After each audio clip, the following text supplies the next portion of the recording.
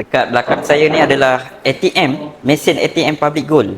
Mesin ATM Public Gold ni kita boleh withdraw daripada akaun Public Gold masing-masing. Boleh withdrawkan dia. Okey, contoh 20 gram, nak withdrawkan 20 gram daripada akaun Gap kan.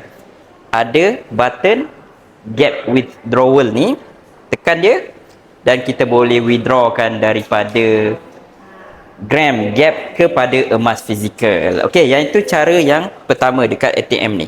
Yang kedua, kita boleh ambil collect order CSO collection dekat sini.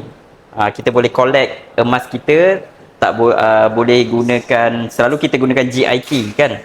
Yang ni kita boleh collect dekat mesin Public Gold ni.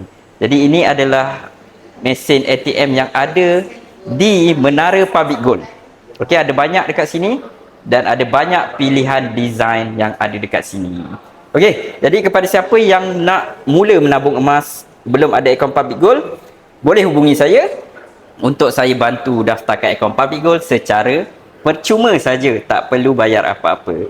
Saya Anas Razi, dealer Public Gold anda.